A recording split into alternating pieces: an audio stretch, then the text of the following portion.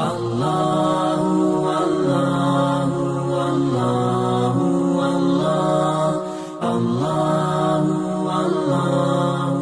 Assalamualaikum warahmatullahi wabarakatuh. Waalaikumsalam warahmatullahi wabarakatuh. Innalhamdulillah nahmaduhu wa nasta'inuhu wa nastaghfiruhu wa nastahdihi wa natubu ilaihi wa na'udzu billahi min shururi anfusina wa min sayyiati a'malina. Man yahdihillahu fala mudilla lahu wa man yudlil fala hadiya lahu.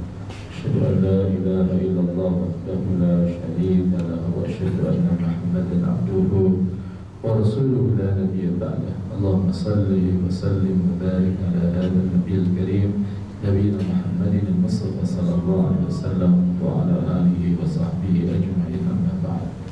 Yaqulullahu jalla wa ala fi muhkami kitabih wa asdaqul qailin, a'udzu billahi minasy syaithanir rajim. Ya ayyuhalladzina amanu taqullaha ittaqullaha haqqa tuqatih wa la tamutunna illa wa antum muslimun. Wa qala sallallahu alaihi wasallam, ittaqillaha haitsuma kunta wa atbi'is sayyi'ata al-hasanata tamhuha wa khaliqin nasa bi khuluqin hasan. Ma'asyiral hadirin wal hadirat, Bapak Ibu sekalian, saudaraku yang saya hormati dan Allah Ta'ala muliakan. Tak henti-hentinya kita memanjatkan puja dan puji syukur kita kepada Allah Ta'ala. Allah Ta'ala zat yang menciptakan kita, zat yang menghidupkan kita. Allah Ta'ala sahibun ni'am, zat sang milik segala nikmat. Dan alhamdulillah pada siang hari ini Allah anugerahkan pada kita nikmat spiritual, nikmat fisik yang dengannya Allah mudahkan kita untuk hadir di majelis yang mulia ini. Tentunya terhadap nikmat ini kita semua mengucapkan alhamdulillahirabbil alamin. Salam takdim kita sampaikan pada hasanah kita Rasulullah sallallahu alaihi wasallam beserta keluarga, para sahabat dan seluruh pengikut beliau ila yaumil qiyamah. Bapak Ibu sekalian, siang ini kita masih akan bersama dengan kitab Minhajul Muslim karya Syekh Abu Bakar Jabil Al-Jazairi. Al-Jazairi itu mengisyaratkan beliau adalah orang Al-Jazair. Kalau Al-Andalusi orang Indonesia, Al-Malaysia orang Malaysia, Al-Thailandi orang Thailand, begitu selanjutnya.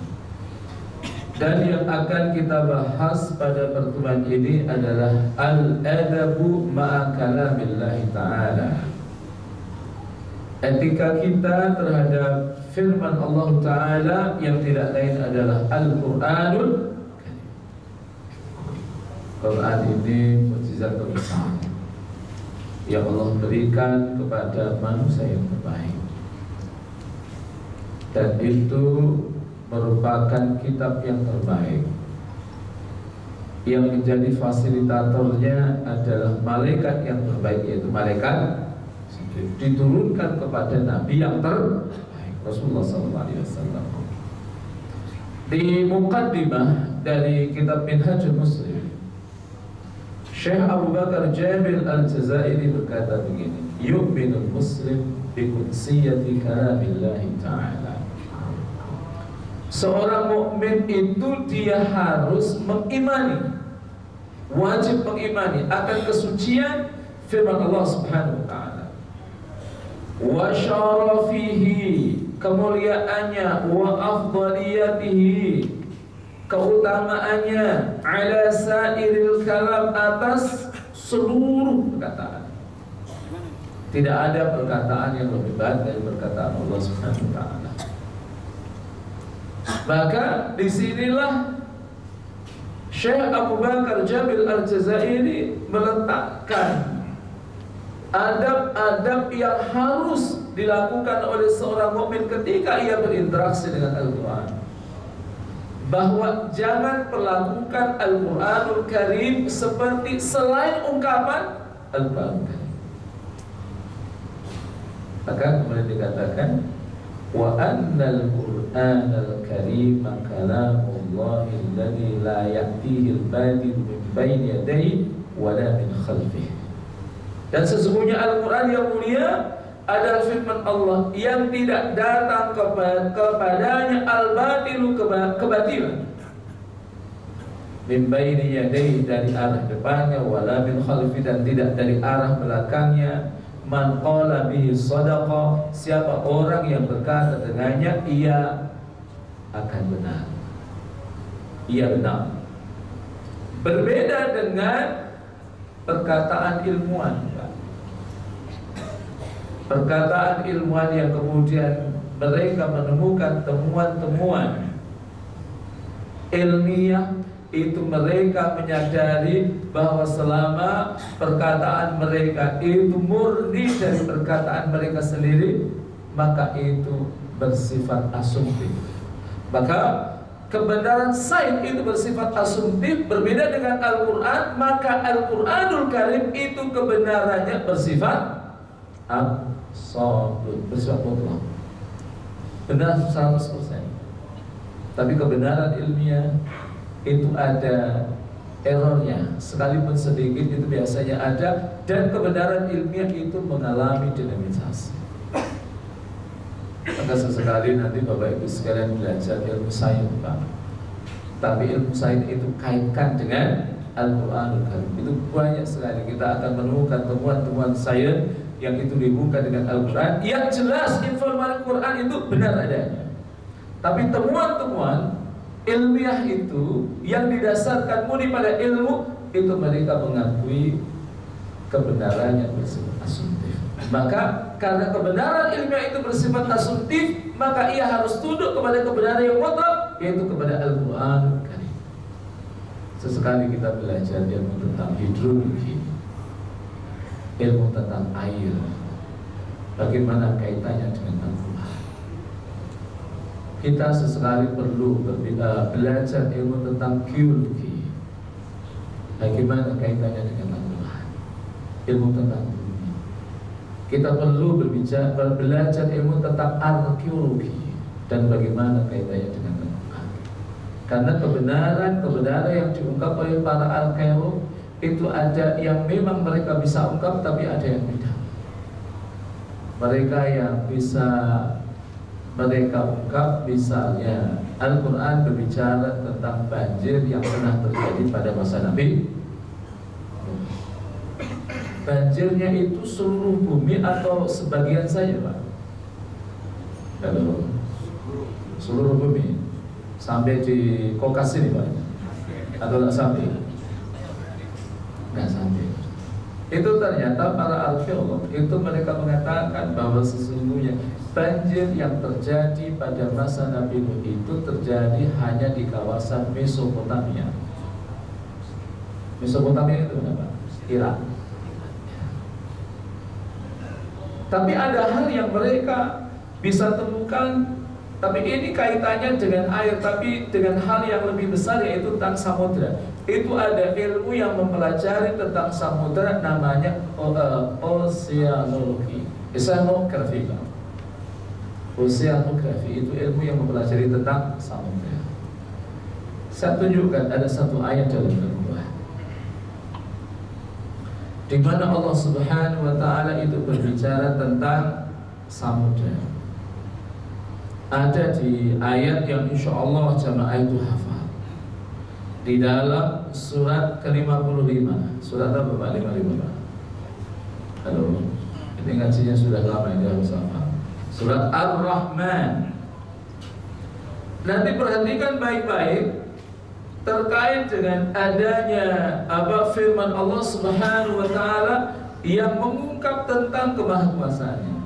Ayatnya ada di ayat yang 19. Perhatikan baik-baik. Marajal bahraini yaltaqiyat, dia membiarkan dua lautan mengalir, yang keduanya kemudian bertemu. Bainahuma barzakhun la yabghiyan, antara keduanya ada batas yang tidak dilampaui masing-masing. Dua air bertemu, dua air laut, satu asin, satu ketum. Dan itu ternyata setelah diteliti oleh para pakar sains, itu ditemukan ada di mana itu Pak? Di selat yang membelah antara Spanyol dengan Maroko. serat getah.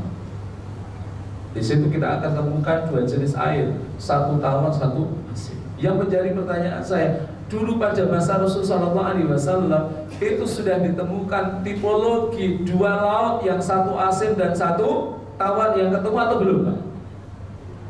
Sudah atau belum? Tapi kemudian diganti. Dan ternyata itu benar adanya. Jadi itulah Al-Quran kali luar biasa. Ia berbicara tentang informasi ilmiah, dan informasi ilmiah itu pasti benar adanya. Saya tunjukkan ayat lain, ayat-ayat yang berbicara tentang ilmiah. Perhatikan baik-baik firman Allah Subhanahu wa taala dalam surat An-Nisa. Ayatnya ayat yang ke-56. Allah Ta'ala berfirman, A'udzu billahi minasyaitonir rajim. Innal ladzina kafaru bi ayatina sawfa nuslihim nar. Kullama nadijat juluduhum baddalnahum juludan ghairaha liyadhuqul 'adzab. Innallaha kana 'azizan hakim.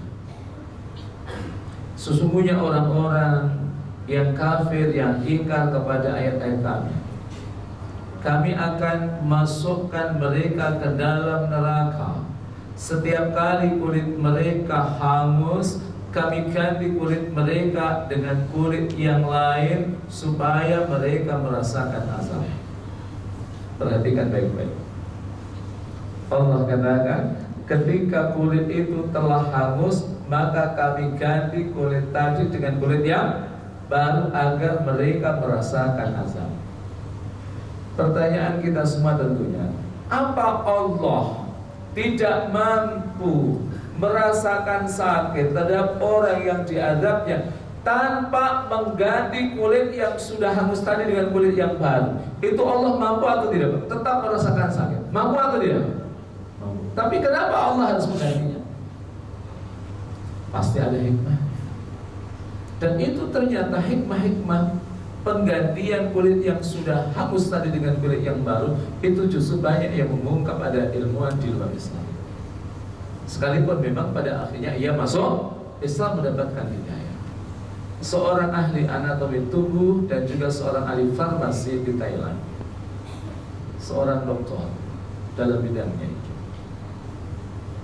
Ketika ia disodori redaksi ini, tentunya dalam terjemahan bahasa Inggrisnya, ia mengatakan kalau redaksi ini sudah ada pada 14 abad yang silam, mustahil itu adalah perkataan manusia, pasti itu perkataan Tuhan. Kenapa? Sebagai seorang ahli anatomi tubuh, ahli farmasi, dia tahu terkait dengan komposisi kulit manusia. Kulit kita ini kan ada berapa lapis kulit? Berapa, Pak? Ada 3 lapis. 3 lapisan ini ketika kegores atau luka, sakit atau tidak? Di 3 lapis ini sakit. Tapi ketika melampaui 3 lapis, sakit atau tidak? Ternyata tidak. Itulah rahasianya kenapa Allah harus mengganti kulit yang sudah terbakar diganti dengan kulit yang Allah ingin memberikan informasi ilmiah tentang kemahakuasaan. Kenapa? Orang-orang yang diazab ketika kulitnya terbakar harus subhanallah, itu Al-Quran. Sehingga banyak para orientalis yang ketika awalnya mereka mencari kesalahan-kesalahan dalam Islam, ternyata mereka pada akhirnya tidak menemukan itu dan tidak menemukan kesalahan, tapi yang mereka temukan justru kehebatan dari firman Allah SWT. Satu lagi, Pak, ini terkait dengan sidik jari. Maaf, kenapa kita itu kalau ada apa-apa kok harus pakai sidik jari? Ternyata sidik jari manusia ini satu dengan yang lain sama atau beda, Pak? 7 miliar manusia itu ada yang sama atau tidak? Enggak ada, Pak. Itu ternyata ada ayat yang menjelaskannya. Coba perhatikan surat 75, Pak. Ayat yang ketiga, Allah katakan, ayahsabul insanu allan najma'a idhamah. Apakah manusia mengira bahwa kami tidak akan mengumpulkan kembali tulang belulangnya? Jadi kalau di luar sana kan ada orang-orang yang tidak meyakini apa yang disebut dengan yaumul ba'ats, hari kebangkitan. Ada atau tidak, Pak? Ya, kan?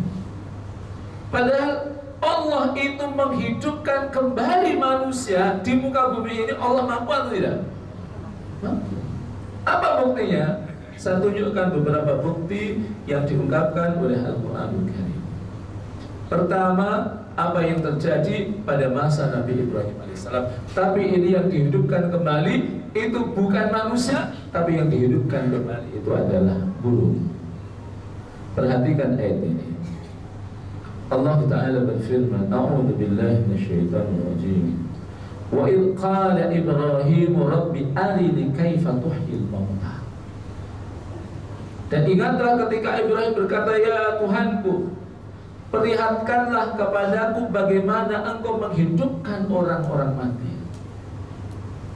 Apa kata Allah? Qala awalam tu'min. Wahai Ibrahim, apa kamu gak percaya?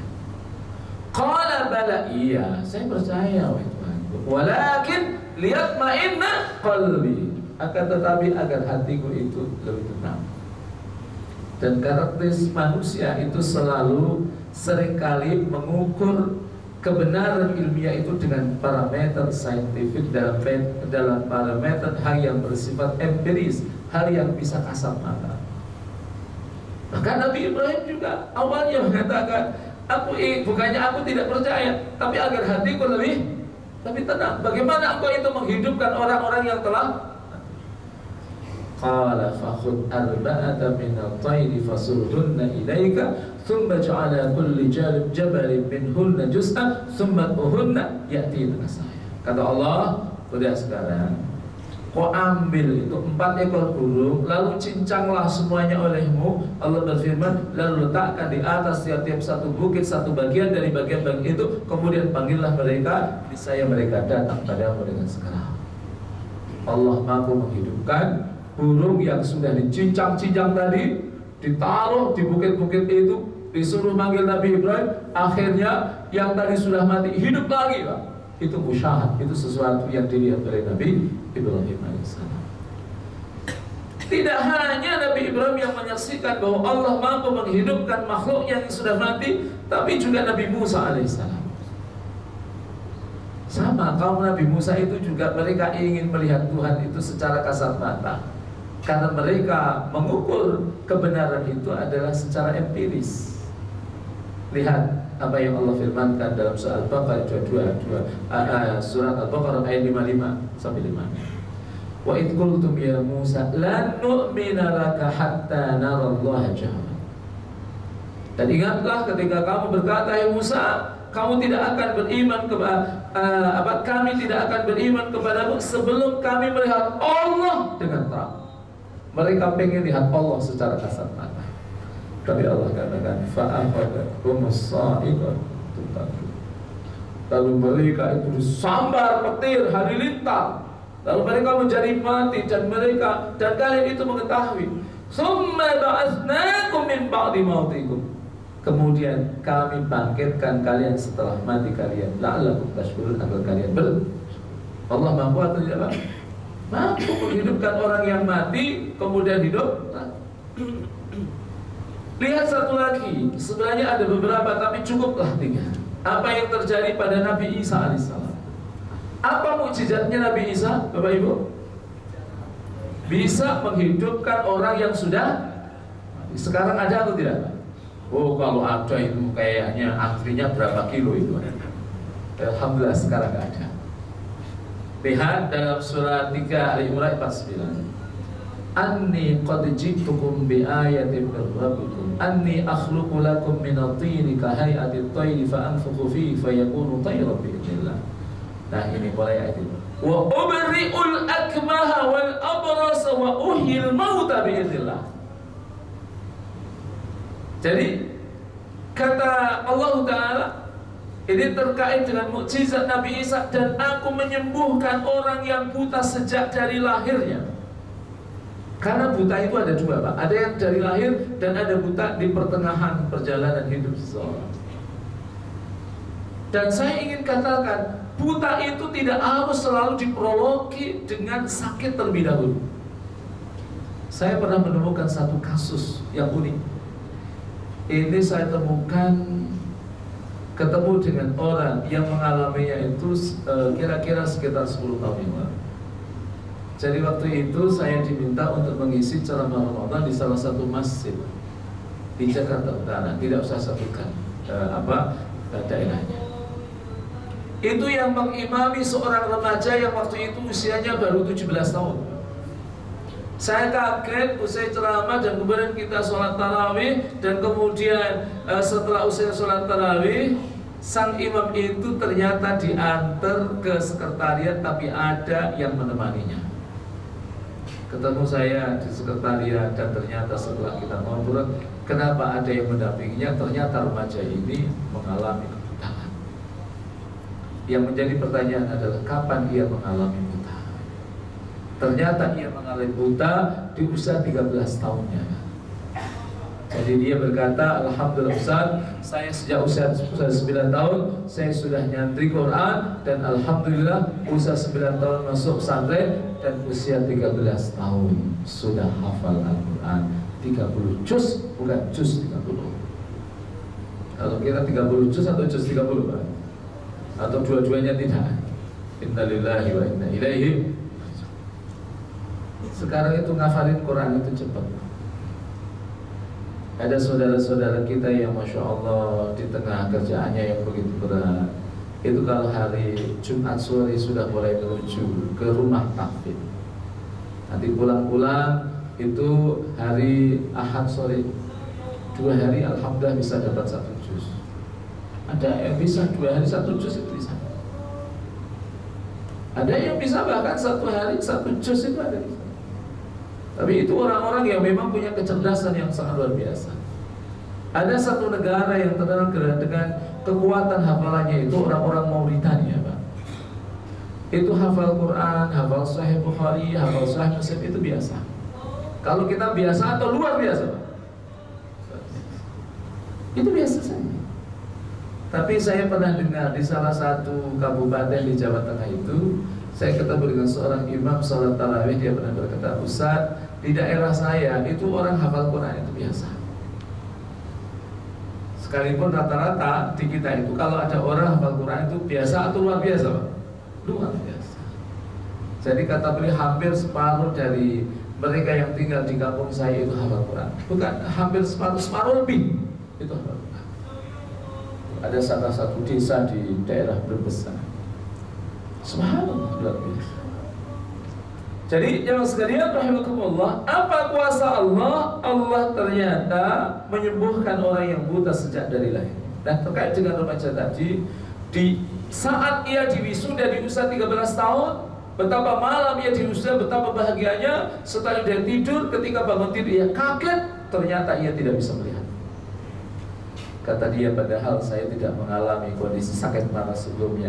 Ayah, bunda saya, kakek, nenek saya tidak ada yang buta. Kok saya justru mengalami kebutaan yang cepat seperti itu? Dan bahkan sempat pesantrennya ramai, Pak, karena pengusaha-pengusaha di Jawa Timur waktu itu sempat dengar, dan kemudian banyak yang ke sana. Yang intinya silahkan obatkan remaja ini berapapun biayanya. Itu banyak pengusaha-pengusaha waktu itu yang siap menanggung. Tapi setelah dibawa ke salah satu rumah sakit terkenal yang spesialis mata, ternyata itu angkat tangan, ia tidak bisa diselamatkan. Nah, inilah kuasa Allah Subhanahu wa ta'ala. Tapi Allah mampu menyembuhkan orang yang buta sejak dari lahirnya, dan orang yang berpenyakit sopak, penyakit yang ada putih-putihnya di kulit, wa uhil mautat, dan bahkan mampu menghidupkan orang yang sudah mati biidznillah, dengan izin. Itu manusia saja mampu, Pak. Tapi tentunya dengan izin Allah Subhanahu wa ta'ala. Baik, kita kembali kepada kitabnya. Jadi tidak ada kebatilan di dalamnya. Man qala bihi shadaq, orang yang berkata dengan Al-Quran ia benar. Wa man hakama bihi adal, siapa orang yang berhukum dengan Al-Quran dia adil. Wa anna ahlahu hum ahlallahi wa khassah, sesungguhnya ahli Quran mereka itu adalah ahli Allah dan orang-orang yang khusus di sisi Allah. Wal mutamassikuna bihi najuna faizun, orang-orang yang berpegang dengan Al-Quran maka mereka menjadi orang-orang yang selamat dan menjadi orang-orang yang beruntung. Wal mu'riduna anhu halka khasirun, dan orang-orang yang berpaling darinya maka mereka binasa dan mereka menjadi orang-orang yang merugi. Inilah mukadimah yang disampaikan oleh Syekh Abu Bakar Jabir Al-Jazairi. Baru setelah itu beliau mulai masuk bahasan tentang hadis-hadis Rasul sallallahu alaihi wasallam yang menjelaskan tentang keutamaan Quran. Ini diantaranya adalah hadis Iqra'ul Qur'ana fa innahu yaji'u yaumal qiyamati syafi'an li sahibi. Kata Rasul sallallahu alaihi wasallam, Iqra'ul Qur'an, bacalah Al-Quran, fa innahu yaji'u, maka sesungguhnya ia Quran itu akan datang pada hari kiamat syafi'an li sahibi, memberikan syafaat terhadap pemiliknya. Pemilik Al-Quran itu maksudnya orang yang mengimani Al-Quran, orang yang membaca Al-Quran, orang yang berusaha untuk menghafalkannya, orang yang mentadabburinya, orang yang mengamalkannya, dan orang yang mentransferir Al-Quran itu kepada orang lain. Jadi ini 5 kewajiban kita dalam Al-Quran. Pertama, kita wajib mengimani Al-Quran. Tidak boleh ada satupun Al-Quran yang kita ingkari. Tapi ini untuk laki-laki biasanya jauh lebih mudah daripada ibu-ibu. Maaf bapak-bapak, ada satu ayat Quran yang keberatan? Ada atau tidak ada? Nggak ada kan? Termasuk poligami kan tidak keberatan kan bapak-bapak? Keberatan atau tidak? Tapi ibu-ibu banyak yang juga keberatan. Sekalipun di beberapa tempat ketika saya tanya, ibu bagaimana pendapat ibu tentang poligami? Saya mah setuju, 100% saya setuju, asal bukan suami saya. Katanya ada juga yang gitu juga Pak. Nah itu suami mau. Tapi saya ingin katakan, saya tidak ingin jauh bicara tentang ini. Itu tetap diperbolehkan, tapi syaratnya ketat. Syaratnya harus adil. Kalau tidak adil, nah nanti di akhirat jalannya akan miring-miring. Saya doakan mudah-mudahan ketika nanti di akhirat ini bapak-bapak tidak ada yang jalannya miring-miring. Amin. Berarti kalau ada yang jalannya miring-miring, itu ketahuan Pak. Kalau sekarang mah nggak ketahuan, tapi nanti di akhirat ketahuan semuanya. Jadi ia akan memberikan syafaat. Bagaimana Al-Quran memberikan syafaat? Itu wilayah gaib. Gaib itu terjadi tapi tidak kasat mata sekarang, karena peristiwanya nanti pada hari kiamat. Dan bahkan orang yang belajar Al-Quran dan mengajarkannya dikatakan oleh Rasul sallallahu alaihi wasallam, orang yang terbaik, khairukum man ta'allama al-Qur'ana wa 'allamahu. Sebaik-baik kalian adalah orang yang belajar Al-Quran dan mengajarkannya. Bahkan sekalipun maaf ini para ayah yang usianya sudah di atas 50 tahun, itu kalau memang ada di antara kita yang belum baca Al-Quran dengan baik, belajarlah tahsin, perbaiki bacaan. Tapi pesan saya, perbaikan itu jangan hanya dalam tahsinul lafzi saja, tapi juga tahsinul makna. Artinya apa? Tahsinul lafzi itu bacaan lafaz-lafaz kita dari ayat Quran itu pastikan itu sesuai dengan kaidah tajwid. Tapi juga ada tahsinul makna, perbaikan kita dalam memahami makna ayat-ayat Quran, baca tafsirnya, baca ulumul Quran. Itu kalau Bapak Ibu sekalian sudah kecanduan Al-Quran, kecanduan tafsir Al-Quran, kecanduan ulumul Quran, itu nggak mau pisah dengan Al-Quran. Karena Al-Quran itu semakin dikaji secara mendalam, disilakan benar. Dikaji dalam pendekatan sains, dibagi dalam pendekatan ulumul Quran, Makki Madaniyah, ada muhkam mutasyabihatnya, ada nasih mansuhnya, ada amkhasnya dan lain sebagainya. Itu semakin luar biasa. Apalagi nanti ditinjau dari aspek munasabah, aspek korelasinya. Masya Allah. Jadi Allah dan Rasul sallallahu alaihi wasallam katakan yang terbaik adalah orang yang belajar Quran. Dan Quran itu Masya Allah gampang Pak. Saya pernah mengajar satu sang kakek-kakek dan satu lagi itu seorang nenek. Yang nenek-nenek ini adalah pensiunan guru SMA. Pensiunan itu berarti kalau guru umur berapa Pak? 60 tahun. Kalau itu awalnya itu bacanya berat juga. Usia 60 tahun baru baca Quran, baru belajar Quran. Apalagi kalau orang Jawa itu huruf ba itu susah Pak. Ba yang punya ba.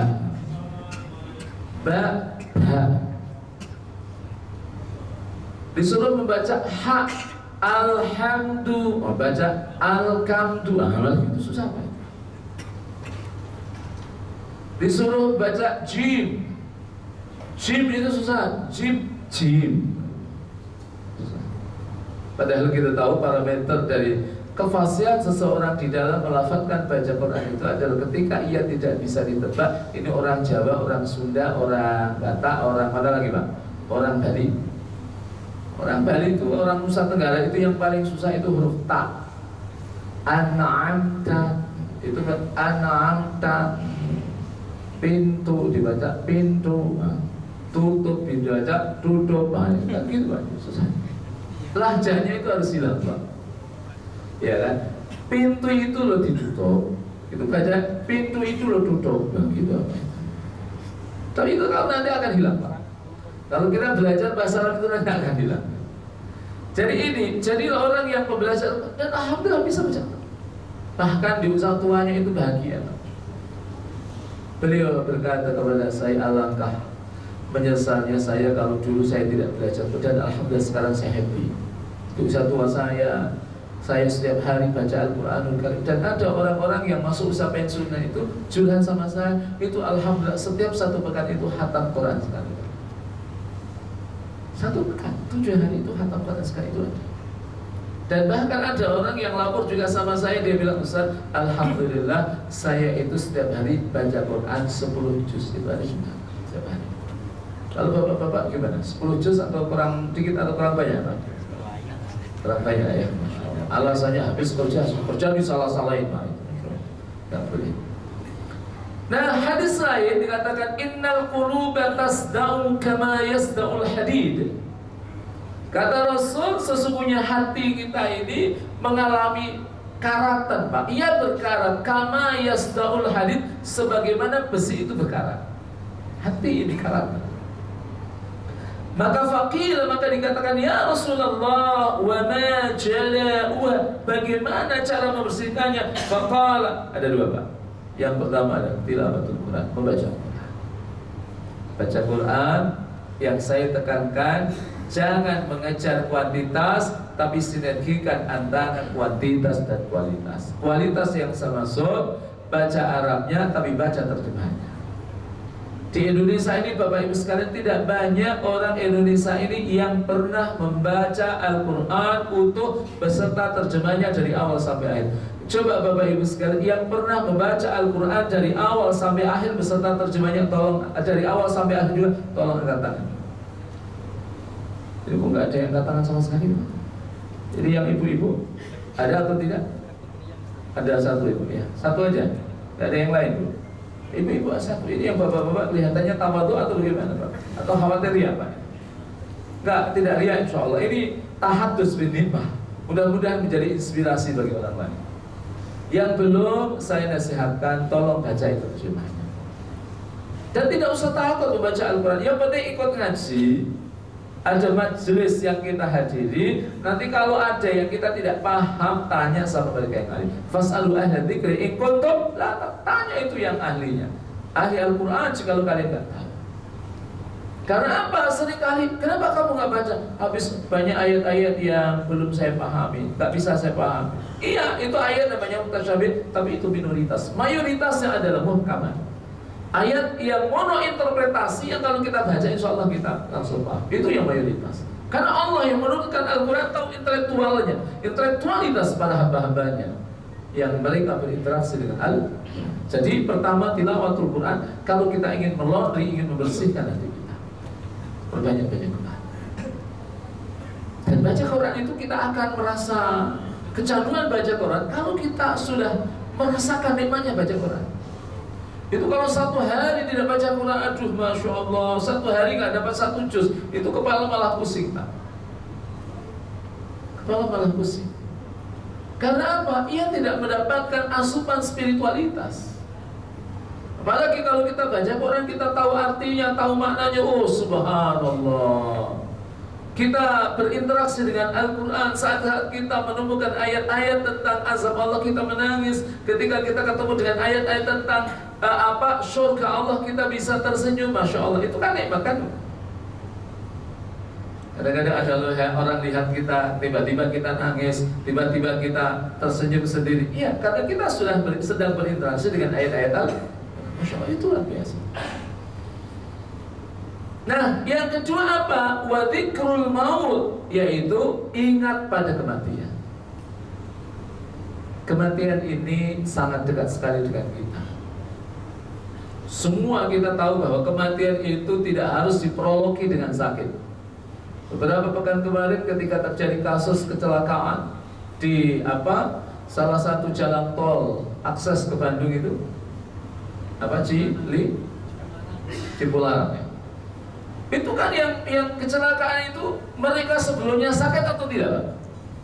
Segar bukan. Atau tsunami yang terjadi di wilayah Jawa Barat di Pandeglang, ya kan, di Banten itu. Mereka sedang melakukan traveling ke sana, sedang piknik di sana, tidak mengasumsikan bahwa hari itu Allah takdirkan akan terjadi gelombang tsunami. Mereka sehat walafiat, ngajak pasangan hidupnya sama anak-anaknya, ternyata ada gelombang tsunami. Akhirnya ada yang hidup, ada yang selamat. Dan kalau kasus tsunami yang terjadi di Aceh itu Masya Allah, cerita-cerita unik itu banyak. Termasuk diantaranya ada seorang ibu yang ia sudah pisah dengan anaknya itu 1 tahun, Pak. Udah diasumsikan itu kayaknya anaknya sudah meninggal. Ternyata ada telepon, maaf ibu, anak Anda ditemukan di Aceh. Langsung terbang ke Aceh, kayak punya anak baru. 1 tahun, nggak ada informasi. Tapi ada juga kasus unik.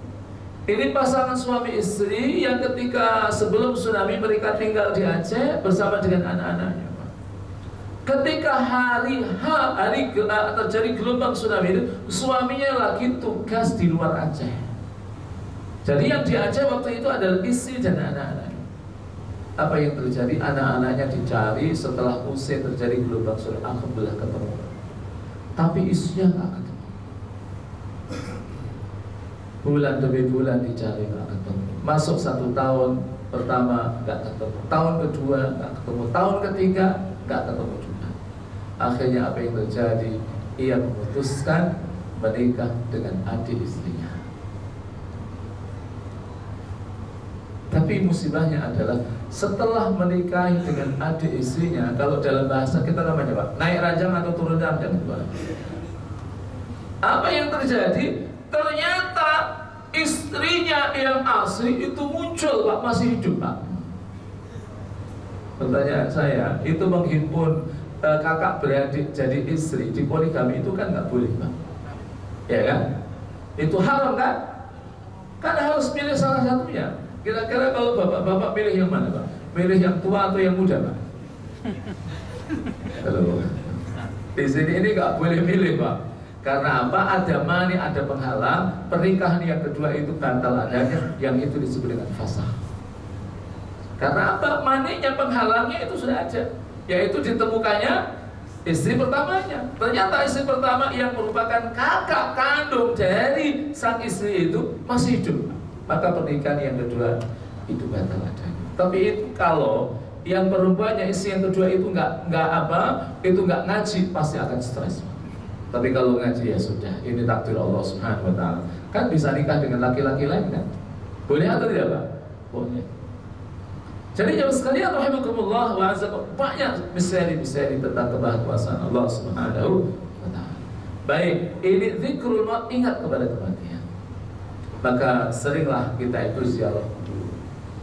Ketika kita pulang kampung, tengoklah kuburan orang tua kita.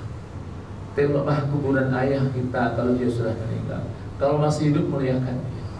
Tengoklah kuburan ibu kita kalau sudah wafat, kalau dia masih hidup, muliakan dia. Kita akan menyesal yang sangat luar biasa dahsyatnya kalau kita tidak memuliakan kedua orang tua kita. Nah, baik, ini penjelasan hadis Rasulullah SAW.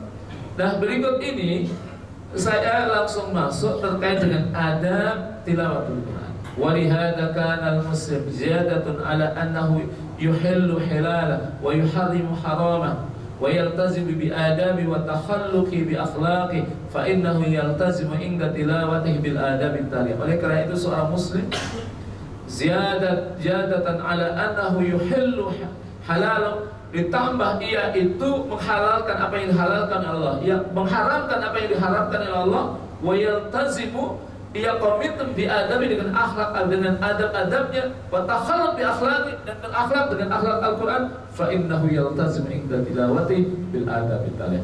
Maka ia berkomitmen saat ia membaca Al-Qur'an dengan adab-adab berikut.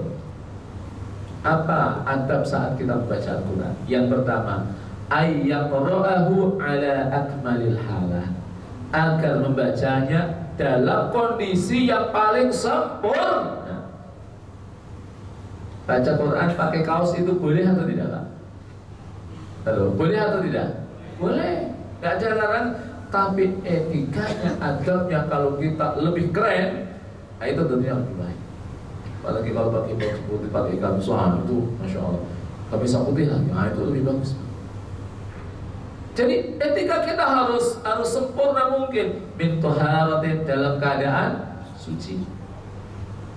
Walaupun baca Al-Quran ketika dalam kondisi ia berhadas kecil, boleh atau tidak? Boleh, tapi secara hafalan. Ya kan? Kalau megangnya, ini masalah yang debatable, masalah khilafiyah. Apakah ketika seseorang itu memegang Al-Quran itu harus dalam keadaan suci atau tidak? Itu ada dua pendapat. Nah, masalah-masalah khilafiyah ini bagaimana kita beretika, yang kita harus saling menghormati satu dengan yang lainnya. Ada di antara mereka yang mengatakan wajib wudu. Dalilnya apa? La yamassu illal mutahharun, tidak boleh menyentuhnya, menyentuh Al-Quran, artinya Quran yang ada di tangan kita ini illal mutahharun, kecuali orang-orang yang suci. Yang kedua mengatakan tidak wajib. Karena apa? Hu itu kembali kepada Quran yang ada di Lauhil Mahfuz, mutahharun itu kembali kepada para malaikat. Mutahharun itu yang dimaksud malaikat. Jadi ini masalah yang debatable, tapi saya lebih cenderung kalau kita dalam keadaan wudu itu tentunya lebih utama. Tapi kita saling menghormati satu dengan yang lain. Selama mereka punya hujjah, selama punya dalil, nah itu kita harus saling menghormati satu dengan yang lainnya. Tapi kita ada sikap kehati-hatian. Tapi kalau kita bisa sebelumnya wudu, maka itu lebih baik. Wastiqbalil qiblah, menghadap ke arah kiblat. Kalau kita baca Quran menghadap ke selatan, ke utara, boleh atau tidak? Boleh. Tapi adabnya menghadap ke arah kiblat. Kemudian wajulusin fi adabin wa waqar, duduk dalam keadaan bermoral, duduk yang baik. Kalau kita baca Quran kita nyingkrang, kaki kita dilipet kayak gini, boleh atau tidak? Saya baca Quran, boleh atau tidak? Ya boleh, tapi ini kan kita berinteraksi dengan kan kurang sopan, Pak. Maka disitulah kita harus berada dalam kondisi yang terbaik. Baik, yang kedua, ayyurattilahu wa la yusri'a fi tilawatihi fala yaqra'u fi aqal min 3 layalin liqaulihi sallallahu alaihi wasallam man qara'a al-Qur'ana fi aqal min 3 layalin lam yafqahhu. Membacanya ayyurattilah, membacanya dengan tartil. Jadi baca Quran itu jangan seperti dikejar maling, Pak. Cepatnya luar biasa. Enggak, baca dengan tartil itu membaca sesuai dengan kaidah ilmu. Yang panjang dipanjangkan, yang ikhfa diikhfakan, yang gunnah digunnahkan. Jangan gunnah malah diikhfakan, ikhfa malah digunnahkan. Itu kan kebolak-balik. Dan kita harus belajar ilmu tajwid. Sudah menguasai ilmu tajwid semuanya? Itu kalau di masjid ini ada ilmu tajwid bagus ya. Mungkin pas tidak ada kajian, mungkin ya kalau jamaah yang ingin memperdalam ilmu tajwidnya itu luar biasa. Subhanallah. Karena apa? Ketika kita membaca Al-Quran dengan penuh penghayatan dan sesuai dengan kaidah ilmu tajwid, kita merasakan satu kenikmatan. Apalagi kalau suara kita bagus. Makanya kalau yang imamin itu sekalipun maaf itu bacaannya panjang, tapi kalau bacaannya itu bagus, itu kan nggak terasa kan, Bapak? Tapi kalau bacaannya panjang, suaranya nggak bagus, itu Masya Allah. Apalagi bacaannya itu ayat-ayat yang dibaca banyak yang nggak tahu artinya. Itu banyak yang maaf, itu yang ngelamun Pak, yang di belakang. Kalau nggak ngelamun biasanya baca tulisan. Ada jamaah yang di depannya itu pakai kaos. Ada tuh ya. Nanti kalau di masjid itu ada tulisan kayak gini, itu dibaca juga Pak itu. Oh, tausiah ba'da zuhur. Itu dibaca juga Pak. Jadi kalau bacanya bagus, baca ya, ayat yang dibaca sangat familiar, itu akan membantu kita. Jadi fala yaqra'uhu fi aqal min thalathin, dan tidak membacanya secara khatam kurang dari 3 malam. 3 hari 3 malam. Karena apa? Itu terlalu cepat. Gak paham Pak. Rasul mengatakan, man qara'al Qur'ana fi aqal min thalathin, siapa orang baca Al-Qur'an kurang dari 3 hari, maka 3 malam, lam yafqahu, maka ia tidak akan memahaminya. Jadi taksir Al-Qur'an itu jangan berorientasi pada kuantitas tapi juga kualitas. Maka wa amara Rasul sallallahu alaihi wasallam Abdullah bin Umar. Maka Rasul sallallahu alaihi wasallam menyuruh kepada Abdullah bin Umar radhiyallahu anhu. Abdullah bin Umar ini sahabat Rasul sallallahu alaihi wasallam yang terkenal dengan kecerdasannya, Pak. Ada 4 sahabat Rasul yang namanya Abdullah yang pintar-pintar, yang masuk dalam kelompok Abadilah. Itu hafal Quran semuanya, Pak. Ada Abdullah ibn Umar, ada Abdullah bin Zubair, ada Abdullah bin Amr ibn As, dan yang terakhir adalah Abdullah bin Abbas. Ini pintar-pintar, hafal Quran semuanya. Nah, diperintahkan untuk membaca Al-Quran, ayyakhtim Al-Qur'ana fi kulli sab'in, menghatamkan Al-Quran tiap 7 malam. 7 hari hatam sekali lah. Kama kana Abdullah ibn Mas'ud wa Uthman ibn Affan wa Zaid bin Thabit yakhtimunahu fi kulli usbu'in marrah. Jadi Abdullah bin Mas'ud ini termasuk mentor tahfidz di kalangan sahabat. Ada 4 mentor tahfidz di kalangan sahabat, itu diantaranya adalah Abdullah bin Mas'ud. Itu terkenal dengan keahliannya tentang Al-Quranul Karim, tentang baca Quran. 4 itu, yang pertama adalah Abdullah bin Mas'ud, yang kedua adalah Salim Maula Abi Hudzaifah. Siapa Salim Maula Abi Hudzaifah? Ini bukan orang Arab, orang Persia. Tapi ia kemudian melakukan petualangan sampai di Makkah. Ketika di Makkah, maka disitulah risalah Islam itu hadir, dan ia termasuk orang yang mengimani terhadap risalah yang dibawa oleh Rasulullah SAW. Tapi ia adalah maula, dia mantan budak dari Abu Hudzaifah, dan ia dimerdekakan oleh Hudzaifah dan istrinya tanpa syarat. Itulah Salim, mentor tahfidz di kalangan sahabat Rasulullah SAW. Dan yang ketiga itu namanya Mu'adz bin Jabal, ini orang Ansar. Dan yang keempat ada Ubay bin Ka'ab, ini juga orang Ansar. Orang yang hebat-hebat baca Quran.